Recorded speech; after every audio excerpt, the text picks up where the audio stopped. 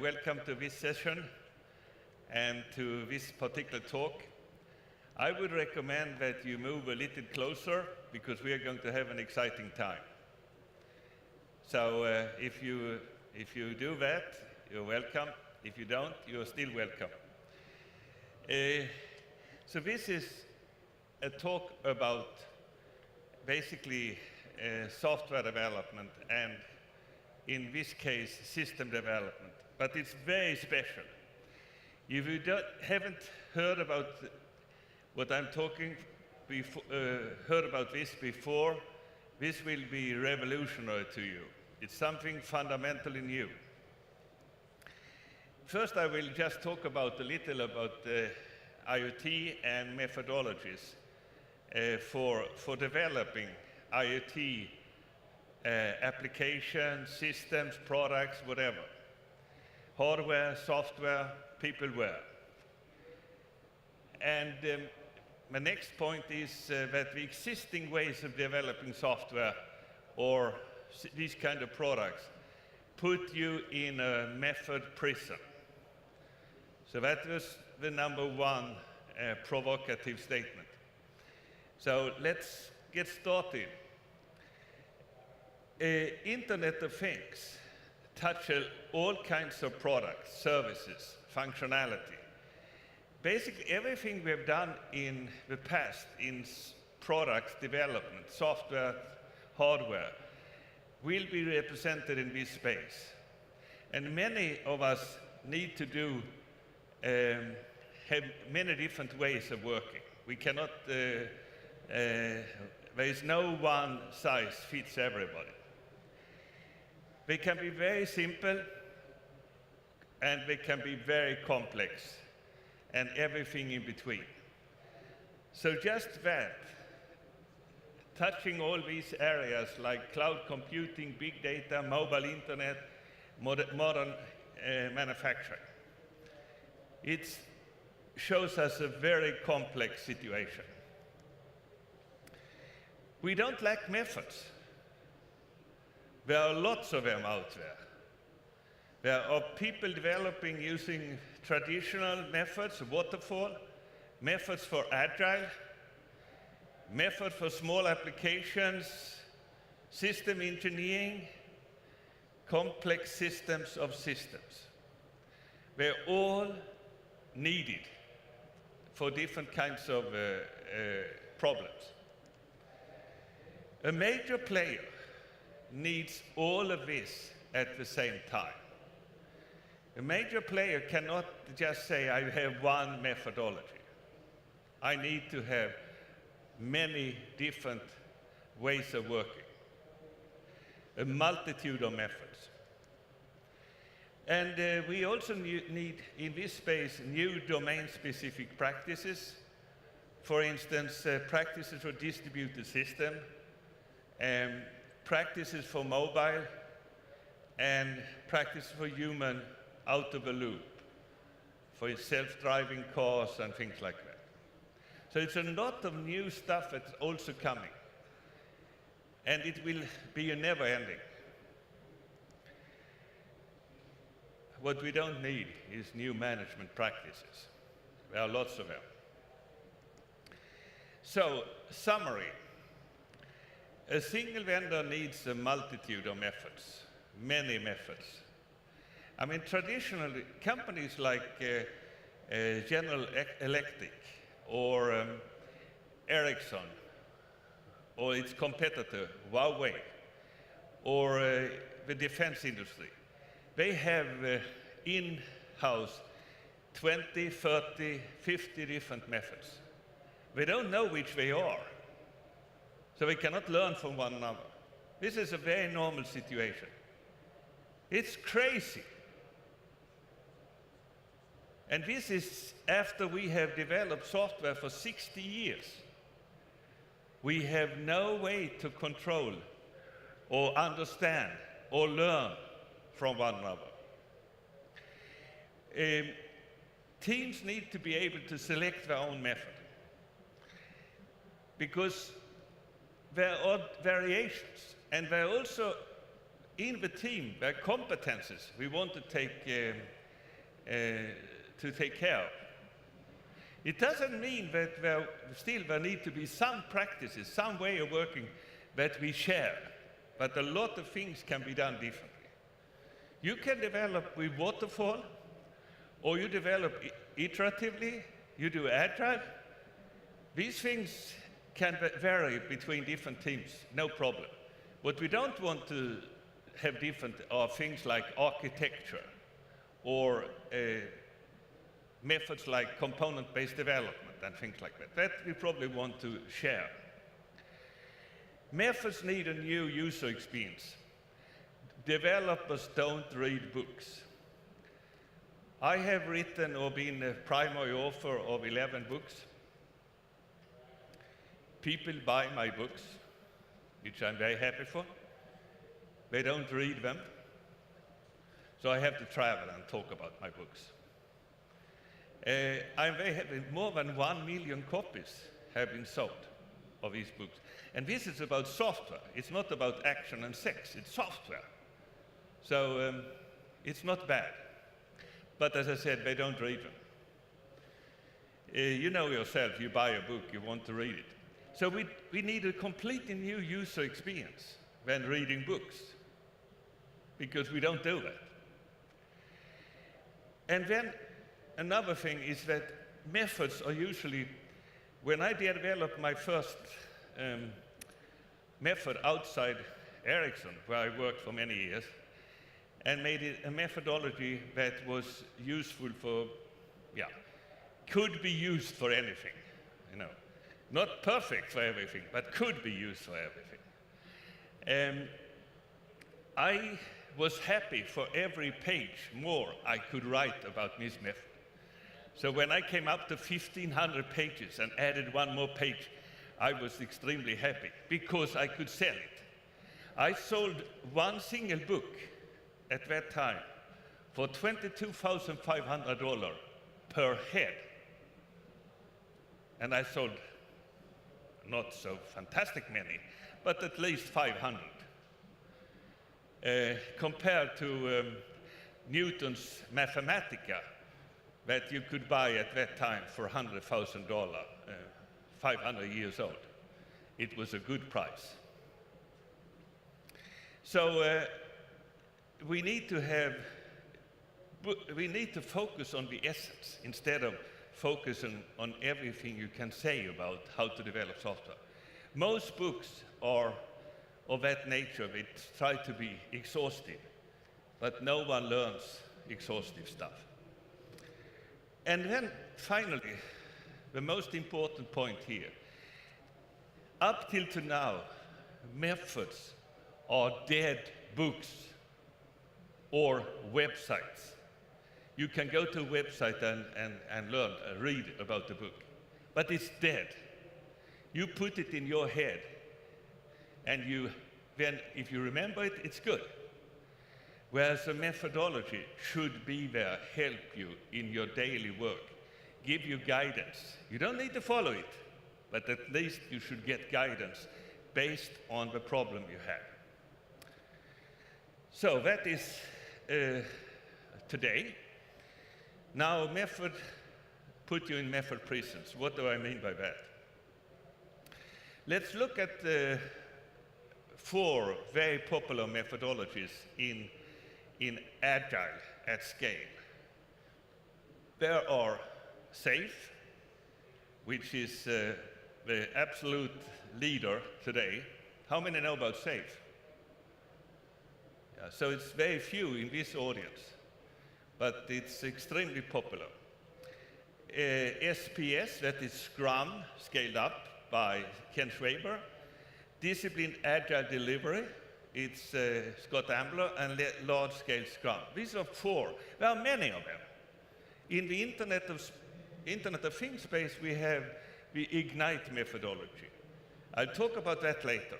But it is not very different from what I'm going to talk about now. So they are all monolithic. They are non-modular. You cannot not take a piece from one of them and use another one without making a major redesign.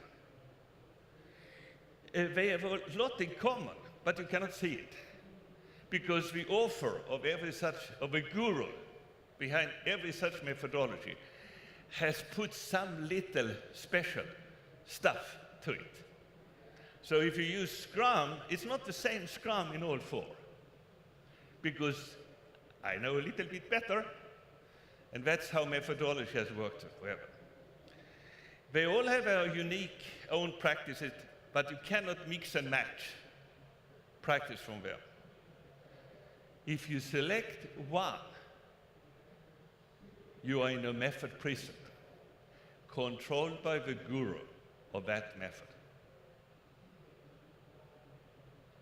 It's just so crazy. And we are here after having developed software for 60 years. And it's like everybody thinks there is nothing we can do about it. This is the nature. May I ask you, is there anyone else than I that think this is crazy? At least a few. It's definitely not smart. So method prisons are not smart. How do we get out of method prisons? Okay. First of all, 60 years, and we have until now not had anything that we can say is the common ground. Well, in computer science, we have a lot of common ground. But in software engineering or system engineering, there is nothing we can point at until now that is the common ground. And a common ground includes the things that every method has, what every method helps you produce, what you always do. It's a starting point to understand software engineering. So, look here. No common ground for 60 years. 2 years ago, we got this new standard, a standard common ground. It was taken by Object Management Group. It's called Essence. Essence consists of two things, a kernel and a language. They two together constitute the common ground now in software engineering, but soon in systems engineering, because it's not a big difference. So the kernel consists of the essential things to work with, the thing you always work with. You may call them different things, but you always work with them. It's the essential things you always do, the essential competences you always need. Language is a very small visual language. Think UML. You know, how many know UML?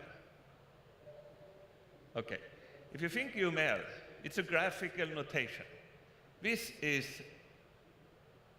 1/100 of the size of UML. It's a very small, efficient language. Intuitive. You learn it in 1 hour or 2 hours or something like that. So this is the Essence, and it's an OMG standard. So Essence is the common ground to build practices and method upon. So on top of Essence, the kernel and the language, there are a layer of practices. And on top of practices, there is a layer of methods. This is a really important discovery we made 10 years ago. I think it was 11 years ago when I first said, a method is nothing but a composition of practices. The interesting is there are in the world about 100,000 methods or more. Some of them are well-known, but most of them are homemade. Every little team creates their own method, usually. But there are only about 250, no, more than 250, say 250 plus practices in the world that are identified. So the interesting thing, a method is just a composition of practices. If we can identify the practices, then we can easily create methods. So that is the discovery, another discovery. So there are basically three things that are really new in this concept. One is that there is a kernel that is universal for all the ways we work when we develop software, and as I said, very soon also systems. Then that on this kernel you can describe very efficiently practices, and then you can create your own way of working by composing practices. That was the three important discoveries we made 11 years ago. So just to see a little bit more, here we make a schematic method. We have essence at the bottom, we select practices, and this is now a method that the team can use. So imagine that we have a library of practices. Imagine you have a library of practices that you can pick from. At the top here, we have identified your own practices, which you have in-house. You certainly have something that are pearls, and maybe most of what you have is really not unique, but you have something, likely. And here in the practice library, we have all the practices in SAFE, which I mentioned earlier. All the practices in discipline agile delivery, which I mentioned earlier. And all the practices in scale professional Scrum. Now you have a practice library. And now a team or an organization select the practices they need for their particular problem, their particular product. They select these red ones, okay? You ignore the rest, and you create your own method. This is how it should work. This is how you should be able to get a team to do what they need to do in a very efficient way, and not offer them a method that they have difficulties to use. So in an organization, you can mix and match practices. So there is, for instance, in Team A at the bottom, you have 4 practices on top of a kernel. Team B has 3 and use the same practice for requirements, namely use case, as Team A, and so on. So in this way you can build up and you know what people are doing because they are modular. These things exist in the library. So now I would like to talk a little about, we call it essentialize when you describe a methodology on top of essence. You capture the essence of that methodology using this essence language and essence kernel. And we have done, not only we, my company, but many others are doing that today. Many of the big companies are starting to use it. Companies unfortunately, they don't want me to talk about them. I would love to talk about them, but we are working with 12 companies that all are very sizable. You all know them by name. And they are marching on this because they know the problem they have. It's not a sustainable situation they have. Their methods just grow because there is some individual in a team that want to become or is good at methods. But actually, this is an organization-wide initiative. So let's see. We have created a package called Agile Essentials. It includes, it's the basics if you want to go agile. It includes basically Scrum and some other practices that you always have when you, which are very popular when you want to go agile. And we have a practice library available to look at for anybody at our website. We have not launched it 100%. We have launched it in small steps, but it is there. And if you know how to get there, you can get there. It includes 7 practices, and it's the basics of Agile. Then we have another package, which is 10 practices. And you know, every such practice is like a mini method. It's not a small thing. And I'll show you what it looks like. And it is described, every such practice is described using poker-sized cards. So here I'll show you. This is all the practices in Agile Essentials. Just a set of cards, and they are not only for looking at, you can play games with them. Games which are serious games, not trivial, valuable. People just love them. It's physical, they are good for training, they are good for small projects. When you scale up, you need to have an electronic version of it, and there is an electronic version of all this. So these cards are, on every practice, is described with the most important things in that practice. So in the past, we had books with a lot of text, but we didn't find these elements that are the most critical for this practice, not easily. And they are about, I think the number of elements you have are about 5. So every practice is described with 4 different elements. And typically, a practice is between 5 and maybe 15 such elements. A big practice can be up to 15. And that is normally represented by a book. You know, you have to think about it that way. So the alternative is a book. It doesn't mean that books are useless. It just means that what you really, when you've learned these elements, which you learn in the class, they sit there, and you go home with them, and you can start working in a team. Actually, in the classroom, you start develop software using these cards. And then you can add stuff to it, and you can replace stuff. So we have practices, user stories is a very popular practice. Continuous flow, that's basically Kanban practice. So you can add practices to these small packs. The old rational unified process, which was my baby, is now captured on, what is it, 8 practices.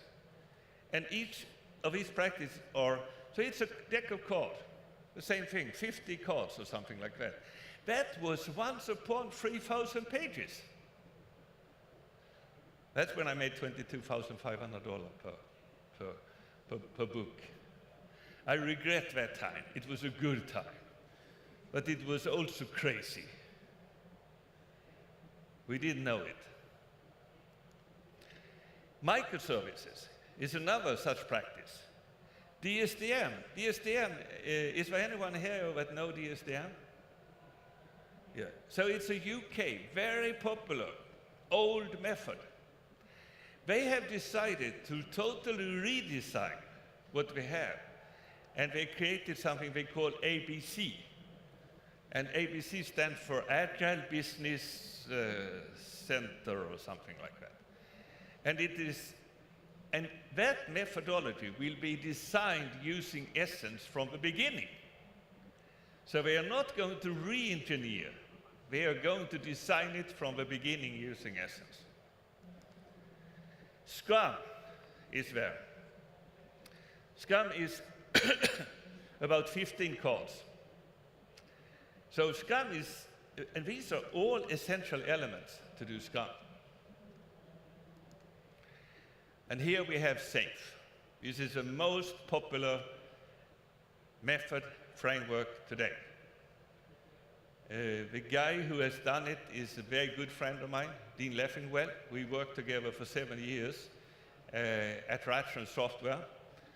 When RAP was very popular, he was actually responsible for RAP.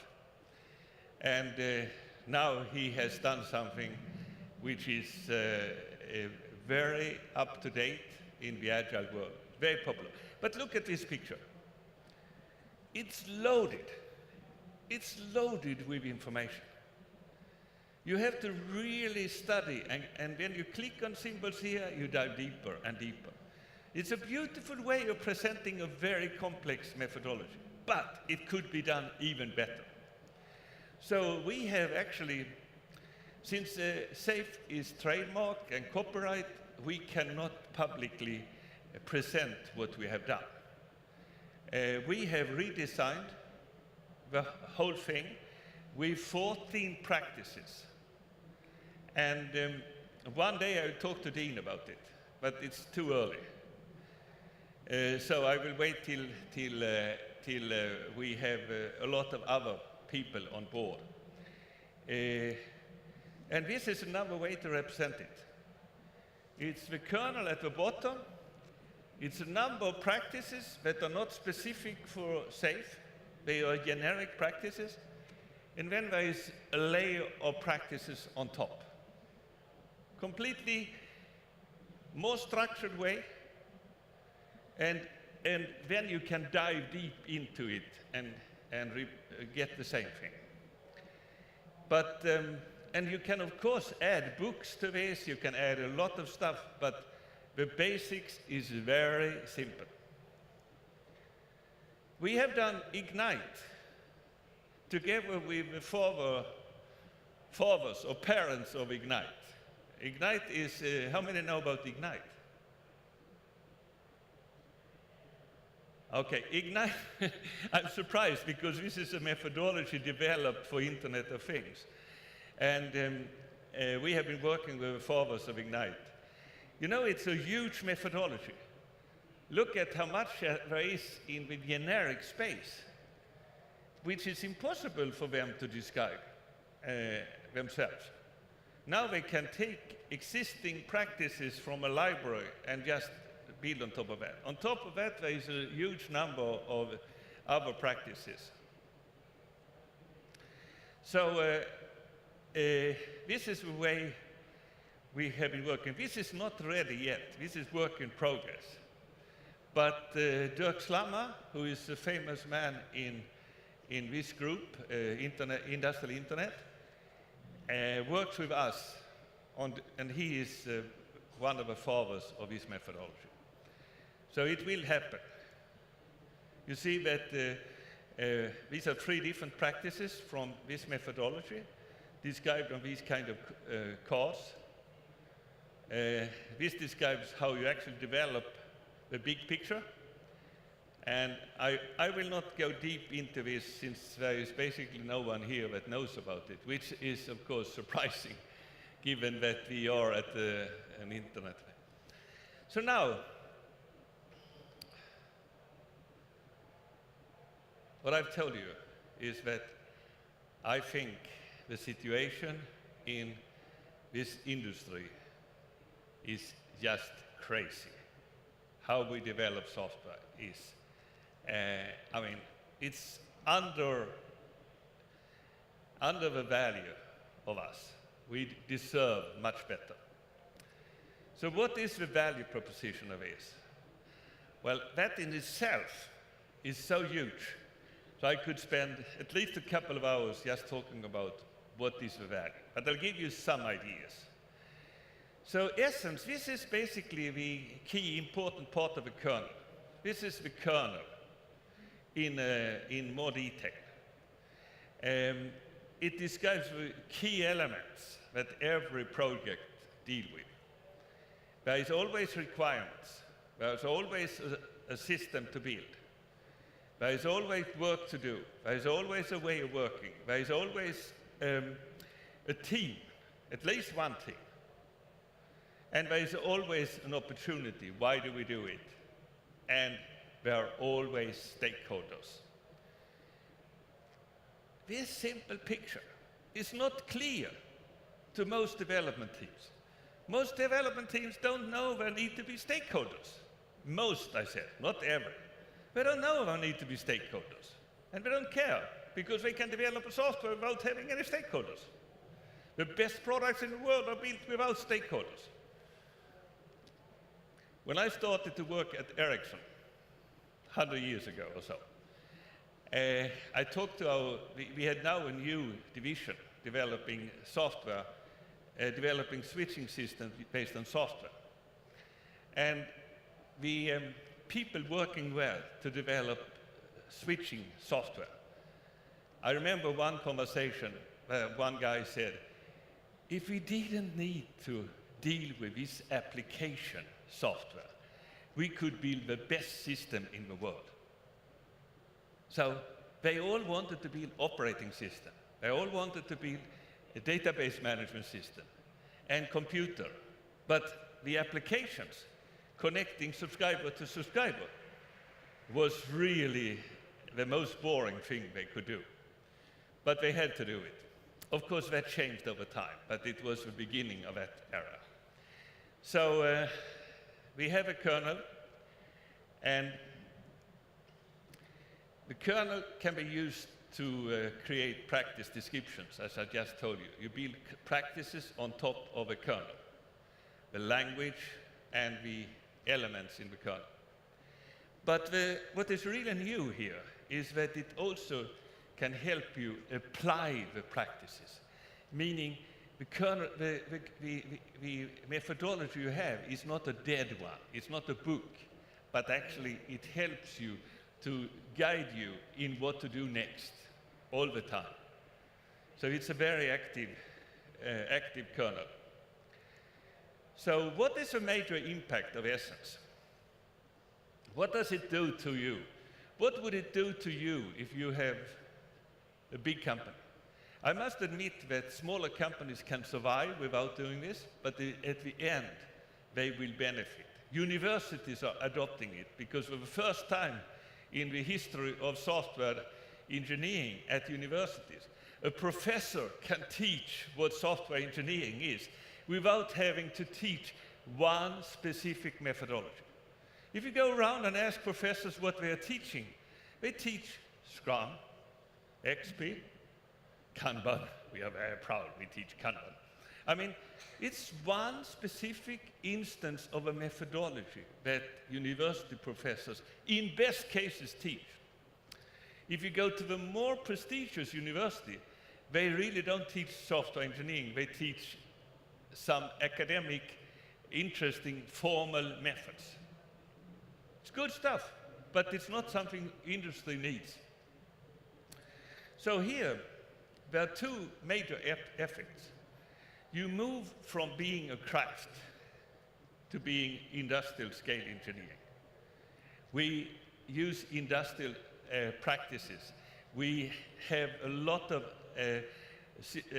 tooling, good tooling to support the work, and there is science behind it. It basically stands on top of a theory, which is, you know, I am very skeptical to theories because most theories are useless. But I love one statement. There is nothing as practical as a good theory. I mean, we wouldn't be able to travel around the world without good theories, for sure. So good theories and industrial scale engineering. The other is that you forever create a learning organization in a company, because there is a practice library. You change the practices as you learn more. People can go and access practices from wherever they work. So they are not in prisons of one particular way of working.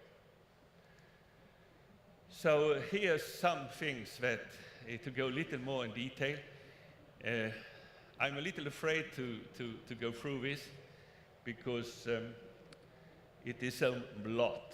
But basically, if you go to the left side here, the value in preparing for work, when you start to think about how to do it, you have a common ground. You have a library of practices. You can mix and match practices. You can put together the methodology you want to have as a team. And you can share new practices, new ideas can easily be introduced. In the past, every new idea required redesign of everything else. What has happened to, first of all, let me say I'm 100% supporter of Agile. Let's see, I'll quickly, so I can, 100% supportive of Agile. But Agile, when it started, threw away everything we knew about the architecture. Architecture was bad. And many other good things got out through the back door. So here it's easy to add new practice without redesigning everything else. So it's, and while you work, you get guidance in your daily work, what they go to do next. And that is because there are state machines that you follow. These cards have states and help you. And it's, people love it when they work with it in practice. It's futurized. You know, less than 20% of the work we do when we develop software is really creative. Most of it we follow patterns. We know exactly where we end up after having worked a day. So it's 80% is no brain work. It's expected that at least 50% of each no brain work can be taken over by intelligent agents. And basically every practice will then be supported by intelligent, a small expert system. And that is, so you have an agent. This is actually a slide that is 15 years old. I developed an intelligent agent system for many of these things. So what is the expectation today? So many of these companies that now jump onto this, they have no evidence that this will really make a difference. We cannot show a whole bunch of case studies because it will take 5 years to get a really good case study. So, but the expectation, this is from one single company, a company with 300,000 employee software developers. We can do twice as good a job, twice as fast, with half the people, and still you can make your customers more happy. What choice do we have? So welcome to the future. By the way, at the bottom here you see, this is where you can find my slide deck, if you're interested in finding that. So, as I said, welcome to the future. This is, and now I can take questions.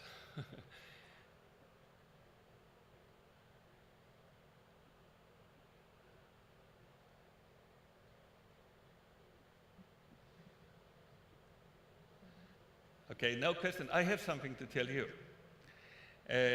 You know that the title of my talk talked about smarter methods, smarter. So I would like to understand, have you understood what smarter, how many think they understood what smarter means? No one. Ah, one, two. It's too bad. I mean, I'm sure I will never ever be invited here again. Let me tell you a little what it means to be smart, okay? Because smart and intelligent are not the same thing. Two fools were standing at the curbside of a street, and they're talking about how to become rich. And they had no solution. And at that very moment, a guy in a Lamborghini come driving up and parking the car on the curbside. And when he's stepping out, a young guy, you know, smart, dressed, One fool said to him, he must know how to become rich. I'll ask him. So he goes over to the guy and say, sir, I understand you are rich. Can you tell me how to become rich? Sure, I can. And he took the guy over to a tree, and he put his hand in front of the trunk of a tree and said, hit me as hard as you can. Oh, no, I cannot do that. Do you want to learn how to be rich? Oh, yes, sir. So hit me as hard as you can. So the fool, he hit as hard as he could. But of course, just as he was about to hit the hand, the rich man removed the hand and he hit the trunk. And the rich man said, this is what it means to be smart. And he walked away. The poor guy, he walked over to his friend and he said, the friend, do you know how to be rich? Yes, I know. I'll show you. And he looked around, but he couldn't find a tree. So he said, hit me as hard as you can. So how many know what it means to be smart? Okay, let's go for smarter methods, right? Welcome, and you're very welcome to talk to me, and I'm sure we will change the world. Thank you very much.